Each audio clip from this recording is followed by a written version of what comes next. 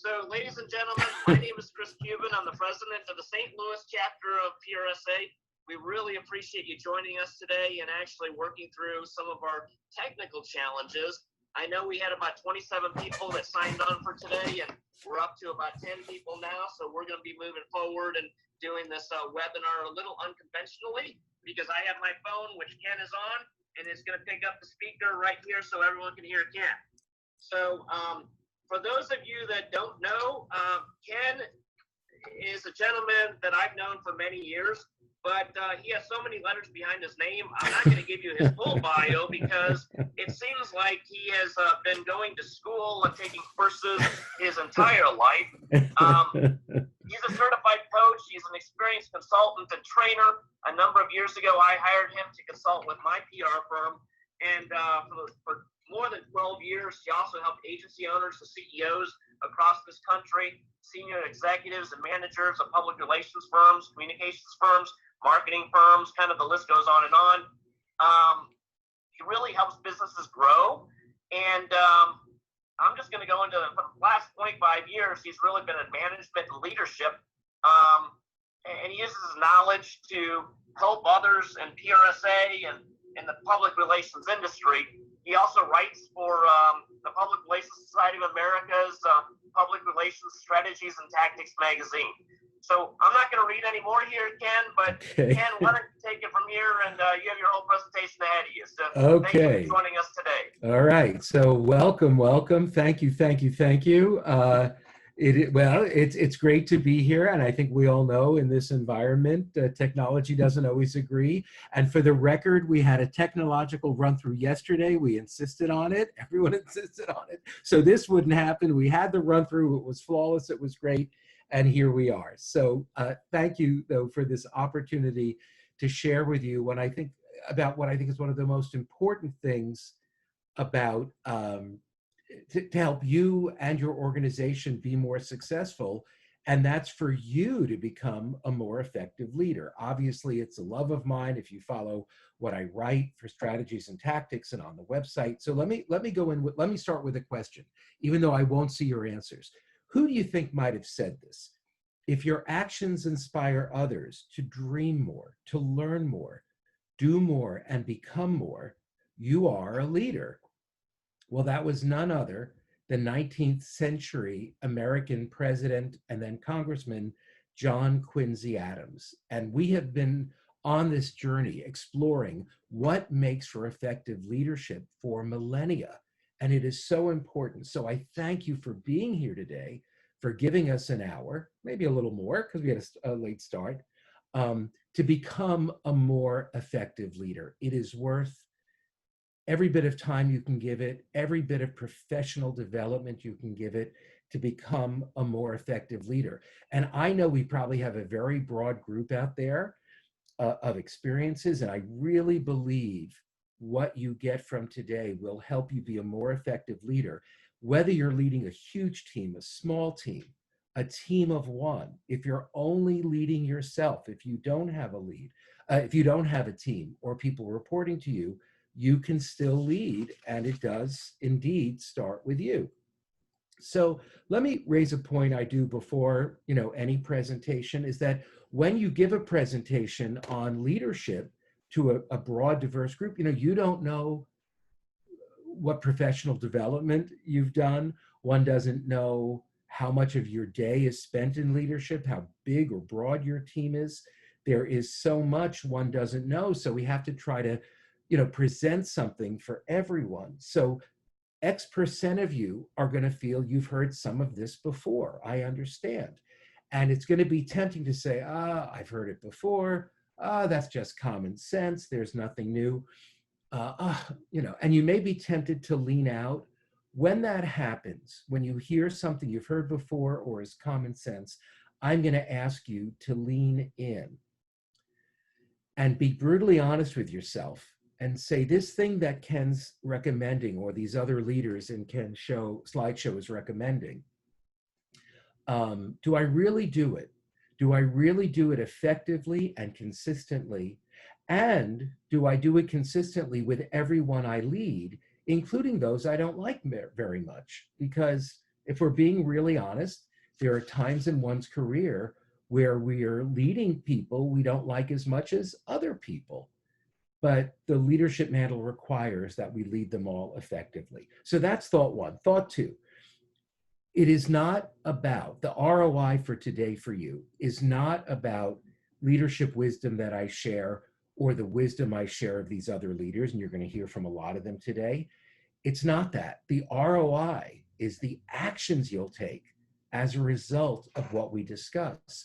So I'm going to strongly recommend that every participant pull out a piece of paper or a notebook or use Evernote and write down any actions you're encouraged to take as a result of what you're hearing, your action list. It doesn't have to be lengthy, just a couple of words, a couple of bullets. But when we go through these 8 points, I believe you're going to create a list of actions that you will take.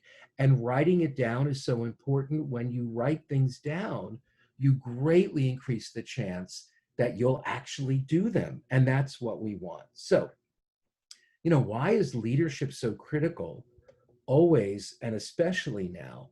And there are many reasons for this, but let me give you a quote from John C. Maxwell. He's a respected, iconic leader in the field of leadership studies.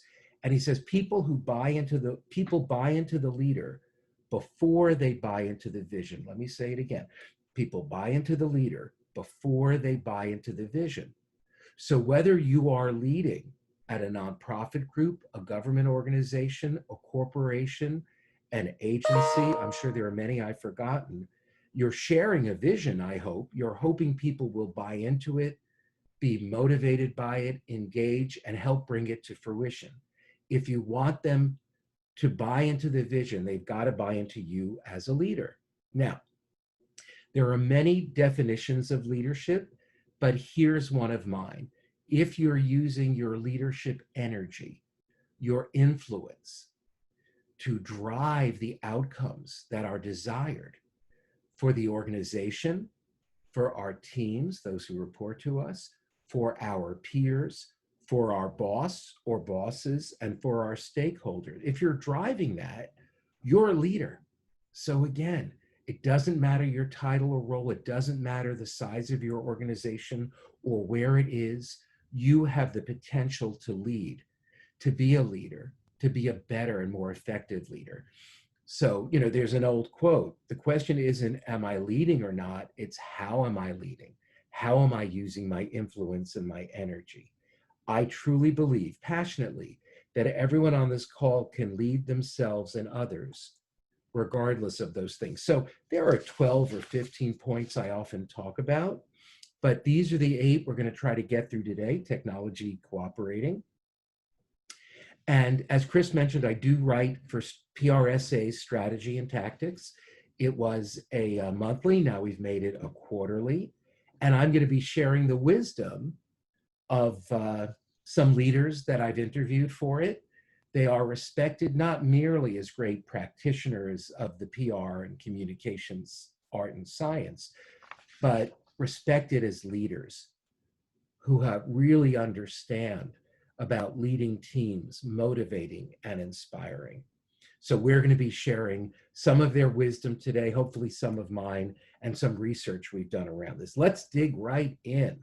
1 of 8, I believe earning their trust and standing by them is the most important skill you can either create or hone or improve if you want greater followership, the most important. I mean, would you follow someone you don't trust? Well, why would people follow you if they don't trust you? Don't assume trust exists because of your role, function, or title.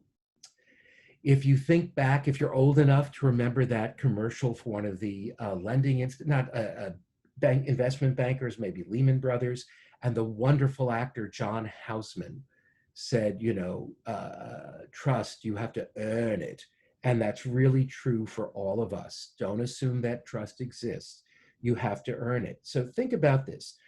If you have people on board your organization who don't fully trust you, think about, have I earned that trust?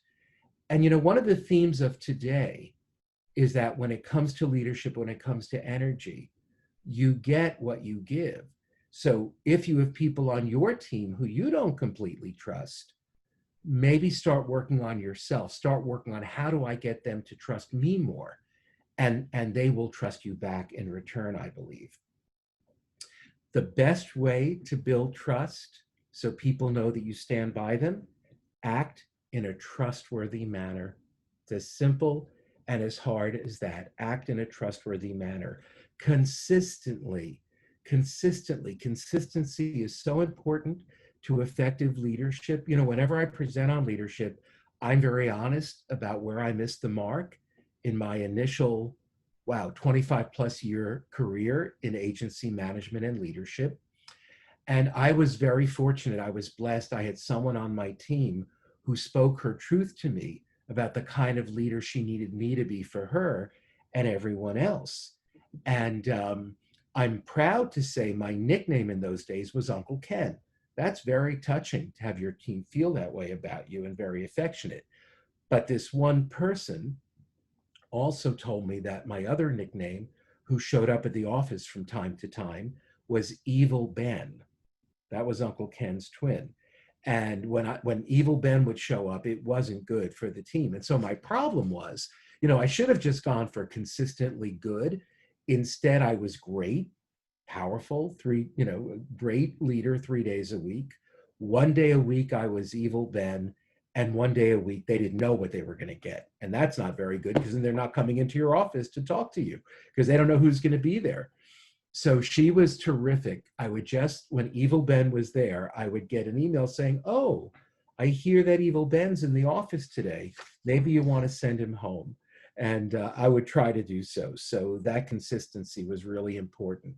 And one of the things we'll get back to is find feedback about your leadership performance. So let me introduce Richard Jones. We worked together many years ago at Ogilvy.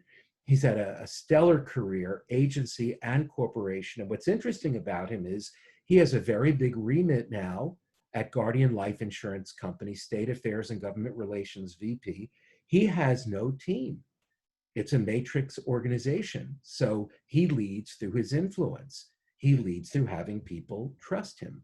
So we have a lot of quotes today on the screen. I'm not going to read them to you, because you can read them more quickly than I can read them. I'd rather say something about them. But let me point out that I believe leadership is a two-part choice. One, your conscious choice to lead, not just be a PR communications practitioner or manager, but a leader of people. And two, and this is the bigger one, their conscious decision to follow you. Just because you have that title doesn't mean people choose to follow you. They may come in, they may do the work, they may tick off the checklist, the to-do list, but that's kind of transactional. For truly transformative leadership, that two-part leadership choice has to happen. You choose to lead, they choose to follow you. And for your followers to follow you, to make that choice, they must believe that you have their backs, that you will stand by them. Let me introduce someone some of you know. It's a good friend, Michelle Egan. In addition to being a CCO of a pipeline in Alaska, she is on our PRSA national board, and she's our treasurer. Boy, I don't know that I'd ever want that job. But she talks about the importance of standing by your people. And she talks about the importance of the fact that, when you let them take on challenges, when you let them make decisions, they're going to make mistakes. And you've got to stand by those mistakes. Their mistakes are her mistakes too. So one action that you might want to consider is asking yourself, do I truly own my people's mistakes? And if you don't, another action is to reconsider that and starting to do that. So we've talked briefly already about energy and everything really being reciprocal. You get what you give, so give what you want. So if you want them to trust you, you've got to trust them back. Here's one of our few slides with a lot of data.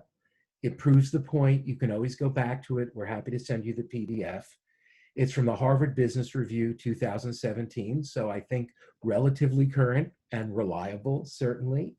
And again, I'm not going to read it to you, but employees and followers, and I think this is true if you're in the PRSA chapter leadership role or another board or chapter you may be on, your employees and your followers, if they're less trusted, they give less effort, they're less productive, they're more likely to leave. Now, nowadays, we're not really worried about people leaving. We're hoping to hold on to them, with what's going on with the economy and what have you. But at some point, we know the economy will come back, business will come back, and you'll want to hold on to your people. In fact, people will, if the attitude is, well, no one's leaving now, I don't have to be a great leader, that's really wrong.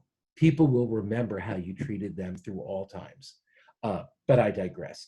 More importantly, and I believe in putting things in the positive, people who feel trusted are higher performers, they give the extra effort, they give that above and beyond, and they have greater confidence in our workplace, in our organization. So there's all kinds of reasons to work on trust. Chris, I just want to confirm everyone can still hear me. I can hear you, and I think everyone else can hear you too. Cool, we're going to keep going. Just wanted to check. Number 3, respect, give respect, R-E-S, not a good speller, R-E-S-P-E-C-T. Queen of Soul, Aretha was right. It is so important to give respect if we want to be leaders with followers who influence us. Again, another study here, I won't read it to you, take it in. It's from Georgetown U, 2018, 20,000 employees worldwide. And look at this disconnect. Look at the difference on the two slides. So on the two sides of this slide, what might account for this disconnect? Well, people in general, if they're not given something they want, they're acutely aware when it's not there. So extrapolating from that, employees who aren't shown respect are acutely aware of its absence. People who feel respected on a regular basis might not think about it very much. And I hope everyone on this call, in light of the position you're in your organizations, I hope you get big doses of respect every day. And if that's the case, you just may be unaware that people in your organization, especially any peers or especially team members, are feeling this lack of respect. The practitioners who implemented this study feel there might even be a bigger issue around all this, that we as leaders may have an incomplete understanding of what constitutes workplace respect. So if we don't understand if our people feel respected, or we don't understand what a respectful workplace means to them, our well-meaning efforts to provide a respectful workplace may fall short. So here are some actions to consider. Ask yourself, am I really aware of what my various team members or peers feel a respectful workplace is, and do I provide it? And if you don't like those answers, that could lead to some other actions you want to take. In this global world of PR, there are 4 global PR communications agencies headed by women CEOs. One of them is Ketchum, and that president and CEO is Barry Rafferty. And she talks here in the slide about respect, especially when she's got to give feedback. That can be tough, but she gives it in a way that she feels, leaves people feeling respected and valued. And again, she goes back to that, she reinforces that idea of you give what you get. So let's talk a bit about when you give constructive feedback. And let's stop calling it constructive critique. In my experience, in my observation, when we call it constructive critique, we immediately go to the critique. We forget the constructive part. We immediately focus on the error they made, or the work product that we don't think makes the grade, or the behavior we want to change. It really becomes all about the critique. But if you consider it constructive feedback. Suddenly you're focusing on constructive, on building, on the opportunity. Every dialogue you have with an employee or a peer or a boss for that matter, where you're tempted to give constructive critique, don't. Give constructive feedback. Think about the opportunity to build the relationship, to build trust. And you do that by consistently communicating respect during that session. And when you do that, you know what happens? They get better. The work product improves because you've signaled to them, I know you can improve this. I know you can reach this high standard. I know you have it in you. And when someone hears that from a leader, wow, they really do want to get better. So again, think opportunity, think constructive, think building, think relationship, think trust, think respect, constructive feedback. Okay, let's move on. Asking the right questions and being sure to listen. Again, in my observation, our listening speaking ratio is really off. Let me bring that to life. Here's a quote I heard years ago. The good Lord gave us 2 ears and 1 mouth for a reason. Yeah, I got a little Southern on you. Harold Burson, the iconic industry leader who we lost in the last year or so, I read a tribute to him where he said, 2 eyes, 2 ears, 1 mouth.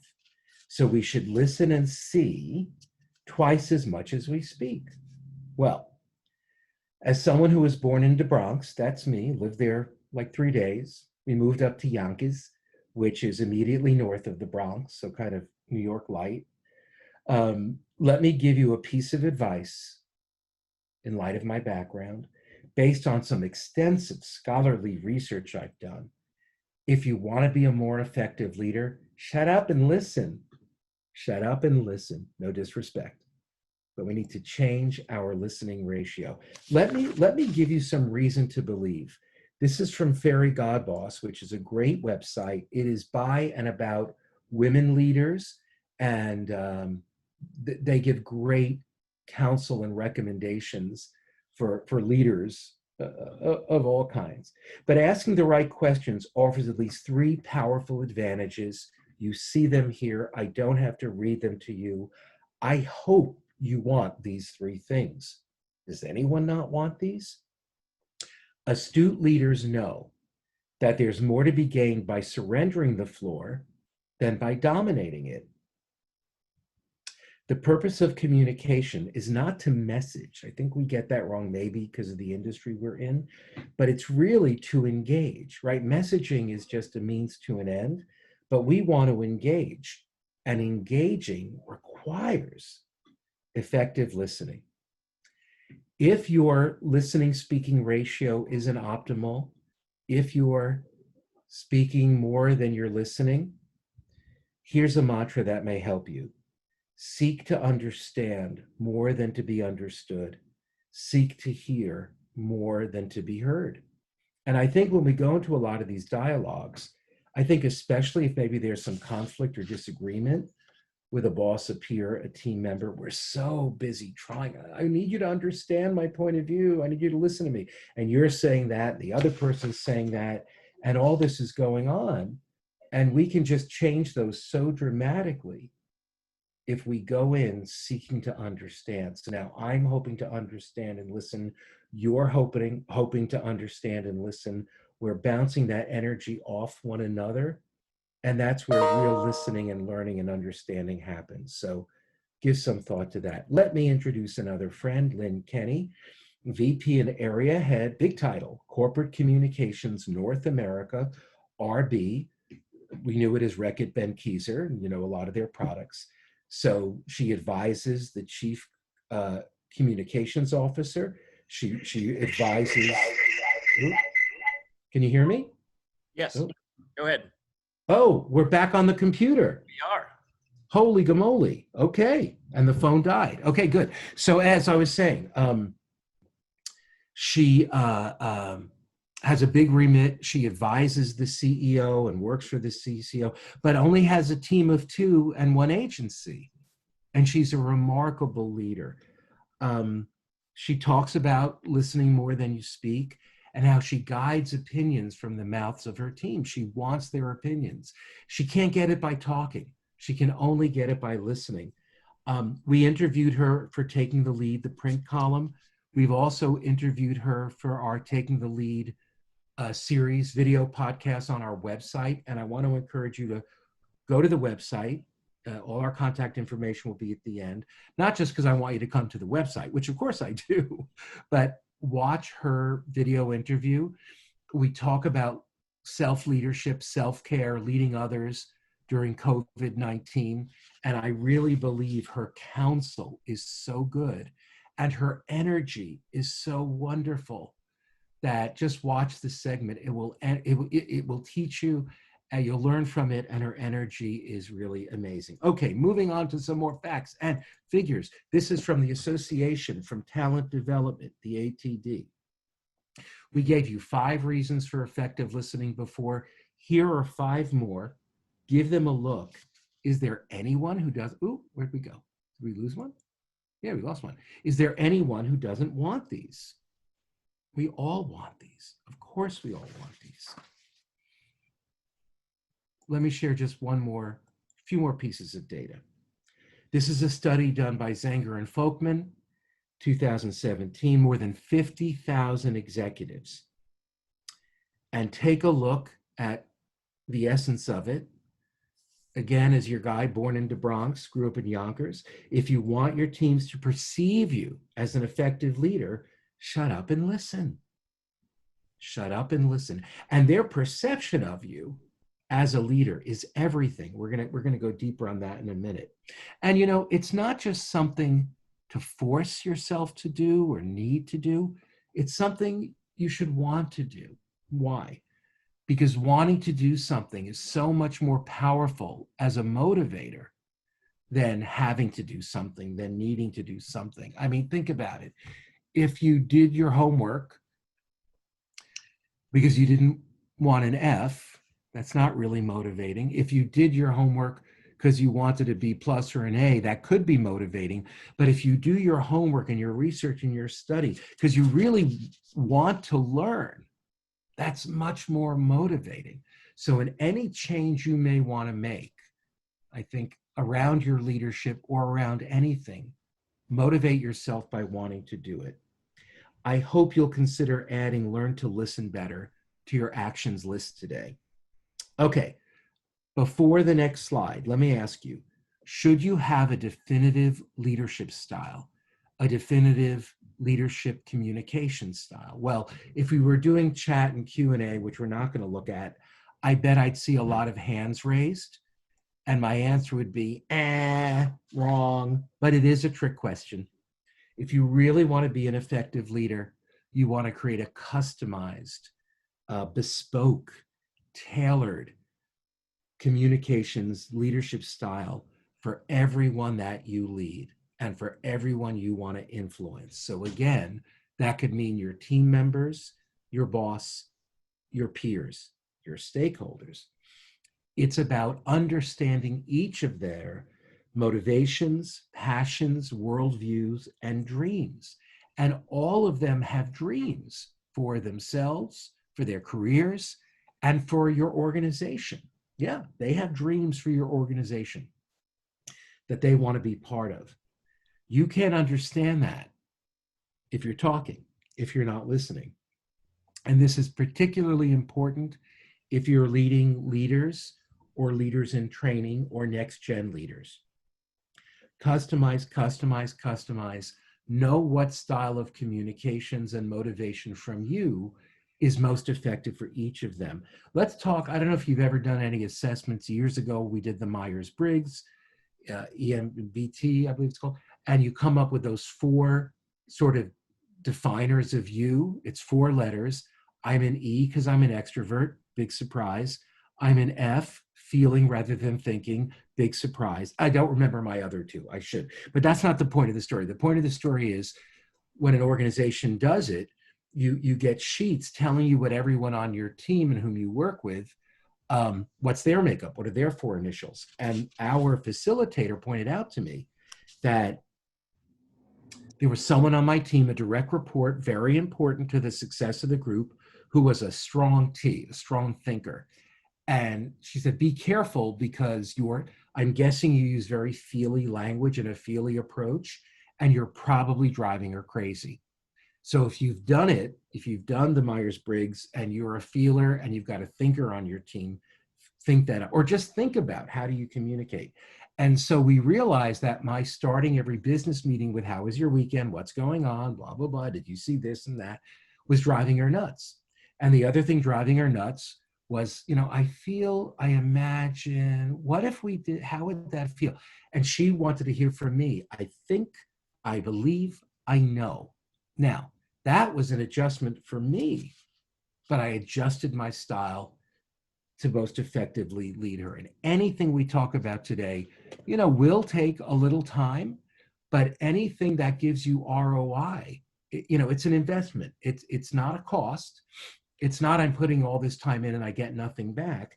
You should get a lot back when people really follow you.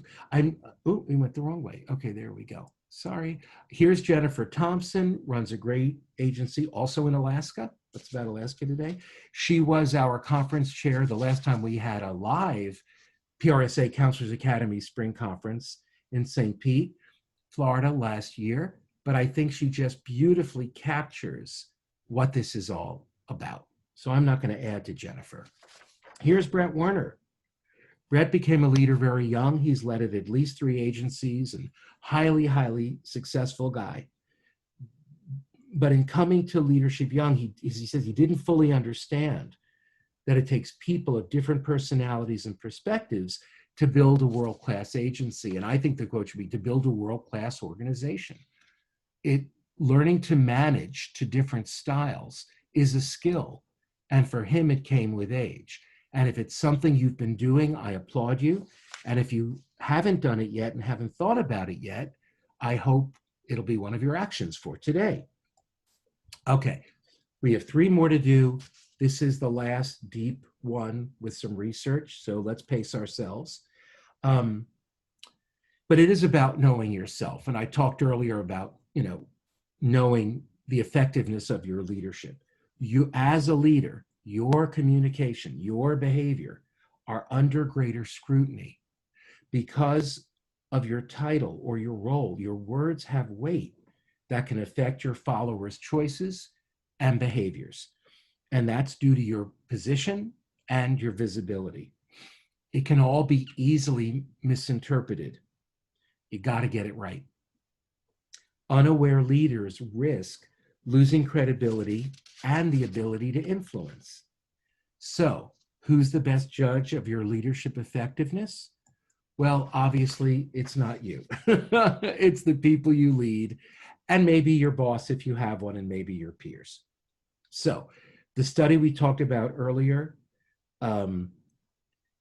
really points out that leaders who ask for feedback are rated substantially higher in overall leadership effectiveness. Now, this particular study didn't even, to my knowledge, get into, did they listen to what they were told? Did they take action on it? I'm assuming they did. But the real point that I want to share here is just by asking for feedback, you're rated at a much higher level for overall effectiveness. And I would then trust and hope you would take that feedback and, as necessary, make change to be an even more effective leader. So seek that feedback out. And it can be tough to hear. It can be tough to read. Some of my 360s I've read about me, boy, I did not enjoy reading them. But I needed, it is really one of the most important things you can do to become a more effective leader. And as a coach, I will tell you, our perceptions really do shape our realities. So if you perceive this feedback before you get it as, my God, it's going to be bad. What do I do with it? I don't want to hear it because it'll be bad and I'll feel bad and then I can't lead them and blah, blah, blah. Well, that's one way to perceive it and not going to help. What if you perceive it as a gift, a present, the wisdom that will allow you to become a more effective, motivating, and inspiring leader? to be the leader your teams really want you to be.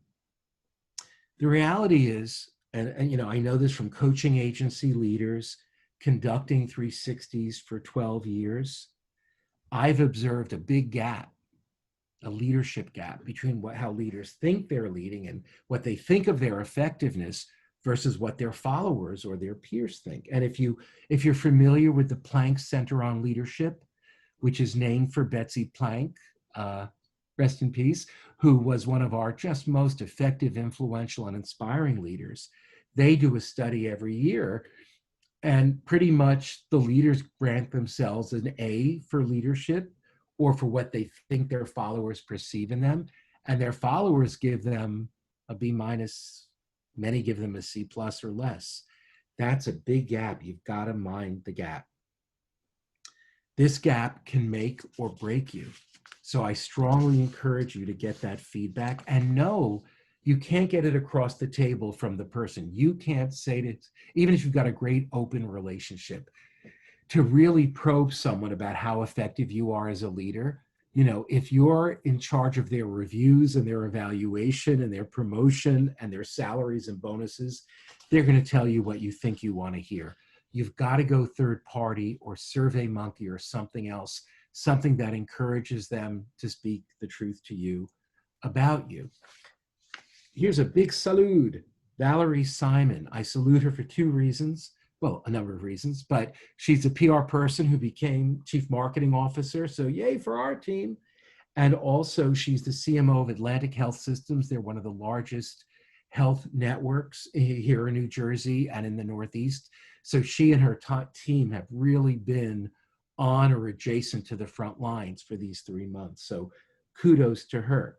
But if you see her quote about reflection, and if you see her quote about getting feedback and clues, you know, I think Valerie's team members aren't afraid to criticize or challenge because she has actively sought out their feedback. And I believe because she's made them feel trusted and respected. So you'll notice that all the 8 points we're talking about today, they're all related. They're all in sync, I think. Okay, last 2 points, letting go and empowering. I think many of us want to let go and empower and delegate more effectively. I think many of us are challenged to do so. When I was in the business, I was. And I'll tell you why I know that is. We focus too much on what we're giving away, right? We're giving away stuff we might like to do, whether it's media relations or content or social media or writing or design, all those things. We like doing them, right? We were in the business doing them as practitioners and then maybe as managers. If you focus on what you're giving away, you'll never give it away. Here's a different approach. Focus on what you can get if you go to the higher level of your jobs, if you do the things you haven't been doing because you've convinced yourself that you don't have time. It may be growing your organization. It may be growing your division. It may be growing your PR or comms budget. It may be growing the influence of that group or division. It might be growing your leadership bench, your leaders in training. It might be growing yourself, doing the things that within your organization maybe only you can do.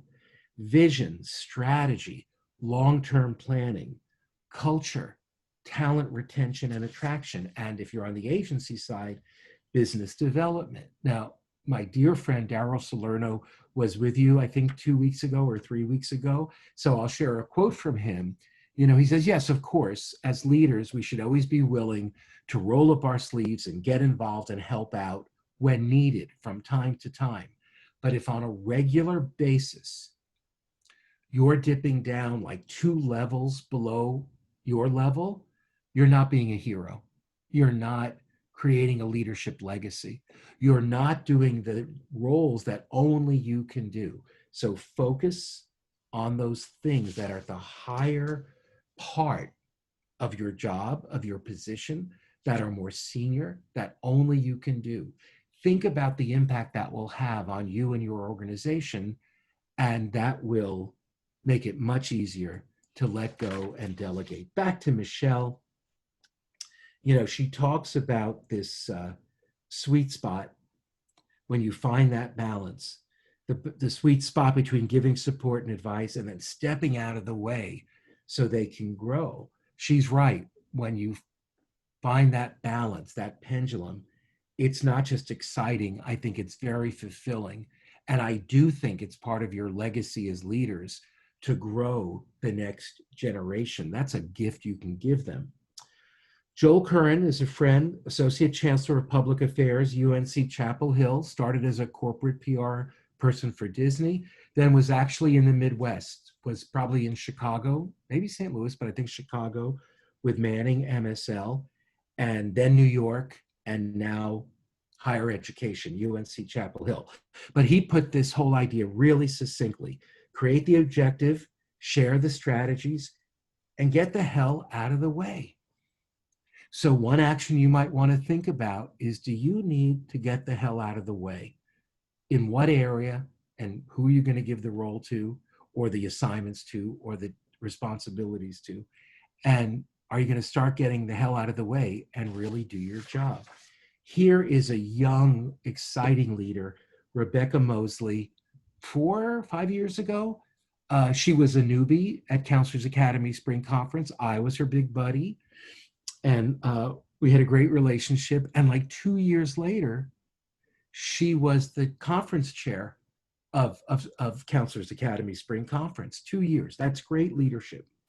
How do you do that stuff? Well, she has allowed decision making to happen without her involvement. How tough is that? And allowing team members to stumble and fall and recover without stepping in. That's really hard as a leader. But again, what a great gift it is to the people under you. It allows people things that I hope you were given by your leaders and bosses, the chance to stumble and fail and recover and learn from that experience.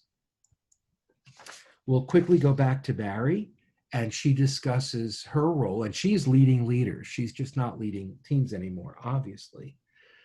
But she talks about creating the vision, painting it, but then really giving others freedom to bring it to life, to not insisting that they conform to how she does things. She just brings out the best in them. So, action question: are you having them conform to your way of doing things? Are you giving them the freedom to bring their own approach and their own style to delivering on your vision and bringing it to life? When you can do that, I mean, this leadership thing, it's awfully fulfilling. All right, Chris, do we have time for number 8? Absolutely. Go right ahead. Because it's so important and it's easy and you're going to love it. It's about appreciating your team's values and recognizing their gifts a lot more than you're doing now. Let's ban Employee Appreciation Day, shall we? 365 days of the year, we're showing appreciation to our employees, to our peers. If you're leading a PRSA chapter, to those who are on your board and your members. Recognized employees and recognized followers are more engaged, and they stay with you longer, and they help you achieve the vision. Appreciative leaders are appreciated. So here's Kim White. She recently started with CVS Health, but she's had a stellar career, mostly healthcare, both agency and corporate. I knew her when she was really young, when she was a senior AE at Ogilvy, Adams and Reinhardt. And boy, we did like a little pitch thing where the junior and medium level people, middle people would do a business pitch to the senior leaders. And man, she walked into that room, she sat on the table. I don't remember what her content was, but I'm like, I'd want to hire her to be my agency. Anyway, she, like Brett Werner, who we met earlier, got promoted early, and one day her bosses reported to her. One day her peers reported to her. And then people she had been leading, now there were people in between. So a big leadership challenge for her, but she was up to it. But she talked about, she learned, especially as leading peers and people who were senior to her, but who reported to her, so important that they felt contributions recognized and valued, that those people, even some who were senior to her, never outgrew that need to have their contributions recognized and valued. None of us ever do. So here's a big thought. No, there is no end to how often you can say thank you to someone if you say it the right way. We're going to explain that on the next slide. There is no limit to the positive effect it will have on them. There is no limit to the effect it will have on their loyalty to you and their loyalty to their organization. There is no limit how frequent thank yous, no limit to the effect that will have on their desire to do better and better and better. So going back to Valerie, we have to recognize everyone on your team must know that you know the value they bring. So how do we do it? Number one, set as a goal, I'm going to say thank you a lot more often. I'm going to say it right. So imagine, I don't know if most of you are working from home or sort of in between, but either on their desk or more likely these days in the mail, they get a card on a very nice envelope stock and they open it, and on very nice stock, the nicest stock you have. And it's very tactile. It's very sensual. In a world of emails and tweets and text messages, to get a nice card, and they open it, and in the nicest pen you have and the nicest penmanship, you're very specific. You don't just say thank you for your effort. You don't just say thank you for making that media conference a success, because it's too bland. It's too generic. You could be thanking anyone on the team. You want to thank them, right? So what you might say is, thank you for your brilliant approach to the media, your strategic approach to the media and getting them out to this conference. We noticed a huge increase, 10% increase over last year in attendance by media that are most influential, most important to us or to our clients. Very, very specific. So greater frequency in writing, good stock, good pen, and don't fret over your words. In the words of the great Maya Angelou, they may not remember what you said, but they will never forget how you made them feel. And that's a good place to wrap up, to remind ourselves that leading is a human endeavor. We're leading humans, and thinking about how they feel is really critical to your success as a leader with inspired and motivated followers. So here's our slide. But Ken, wait, is that a typo? There were only 8. No, there are 11 that we could have talked about today. We limited it to 8. And there are 3 extra ones. And if you email me and request a PDF version of the slides, you'll get bonus content. I guess we can call it that, over points 9, 10, and 11. So in conclusion, as we said earlier, the ROI of the hour plus you spent with us today, it's not about the wisdom I've shared from myself or these other great leaders or those research studies. It's the actions that you will take. So I hope you have a robust action list. If you don't, I hope you'll do it right when we end, because while it's fresh in your mind, but by writing down those actions, you've just enormously increased the possibility you'll actually take those actions. So let me end with 4 complimentary offers, if I may. If you do your action list and send it to me, check in 30 days. I'll be your accountability buddy. We can talk about the actions you took and how great it felt and the result of that. If there were actions you committed to but had trouble implementing, we'll help you over those roadblocks. We'll help you implement those actions. Of course, complimentary.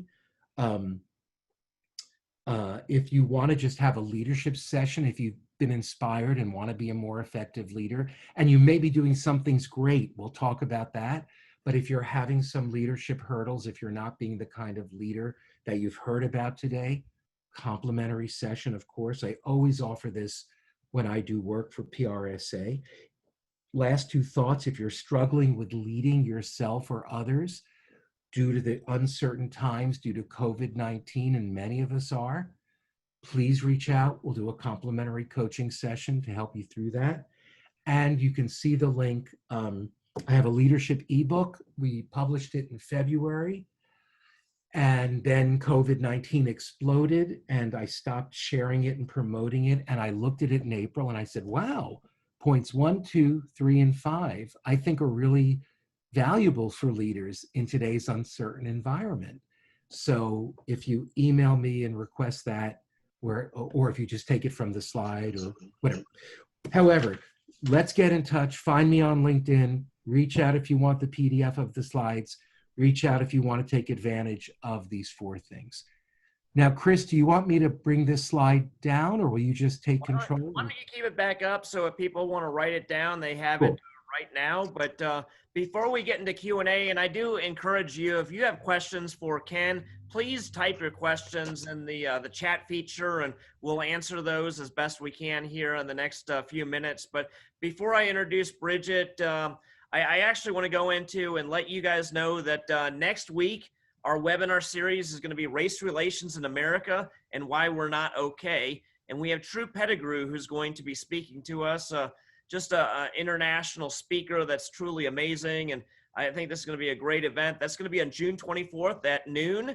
And on July the 2nd, we're going to be doing a seminar called Communicating in Crisis. And Marianne Dersch is going to be the presenter there. And we changed the subject, but essentially the subject line, or the subhead, is how to keep your shit together in a crisis. So I hope you'll be able to join us for that. And then we are building out a couple more new webinars week after week after that. So I think the next one is going to be building an ethical foundation. So something that we are all proud of when we signed that ethics and the code of ethics that the PRSA has. And it's something that all of us, for the most part, lay our entire careers on, that ethical standard that we all have. So I don't see any questions, but Christine Eason says that this was fabulous. Thank you to Ken. We appreciate you being here. I think hopefully if you add some more questions, we can answer those here in a minute. But thanks, Christine, for your comments. Bridget, do you want to say a couple things from Kansas City? And I think I accidentally made Ken the host. So it has eliminated some of the features of chat for me or for the webinar. So I can't make anyone else visible for people to see. So Bridget, why don't you go take it from here? Thanks. Thank you, Ken. This was great. It was fabulous. It's always good information to know, and no matter what stage of the leadership process we're in, it's good to remember all of the things we started with and where we're going in the future. And I thank you, Chris, for putting these on and getting us going. These weekly ways to connect are awesome. They're invaluable and a great benefit, not only for PRSA members, but in an affordable way for non-members to join us as well. So thank you for the opportunity, and this is great. Well, and we have, like Bridget said, she's from Kansas City. We have a number of people from Springfield, Kansas City, Wisconsin, Michigan. We had one person join us, and I think it was all because of Ken was promoting this event as well. But we have someone in California and a few other places from all around the country. So any more question? Actually, we have one from Nez, Nez is from St. Louis. And Hi, Nez. Nez just hosted the APR webinar last night for some of our chapters. But Nez said, can you repeat point 11 from the list? And I don't know, Ken, if you just go back, you have those points up, we can be passionate and inspire, obviously. Yeah. Great point. And if you email me for the PDF, there's content around that. But I'll just, since you raised it, I'll share one quote that from that, which is this notion of without passion, it's just work. Without passion, it's just work. Who wants it just to be work? So connecting with your passion. Well, I'll give you a preview of that thought, is that there's actually some discussion in the world of leadership, in the world of coaching, is can we really motivate others, or does motivation come from within? And that seems to be the movement towards that. But along with that is the idea that you can't motivate, but you can inspire, and you can inspire through your passion for the organization and for your people and for one another. And if you're that kind of passionate, inspiring leader, people will connect to that. They'll connect their values to that, and then their self-motivation kicks in. Cool. Thank you, Ken. I don't think we have any in. more questions, but I'm glad you went back to your page where people can contact you at. Yes. As I said a little bit ago when we started this, I actually hired Ken a number of years ago as a business coach who helped me through a lot. He was more or less, I don't want to say my therapist, but I listened to what he said, but he really brought out what I thought and the direction that I thought I needed to go. But he really dives down with you. So I encourage you to take him up on his offer for a free session if you'd like to go and take a session from him. Ken, phone or Zoom. Well, so let me pay your kindness forward, which is that, so in full candor, I didn't hear Drew speak at Counselors last year. I had a client meeting while there, which I sometimes do, but I got to tell you, people came out of that session and they were just enthused and they were inspired and they learned a lot.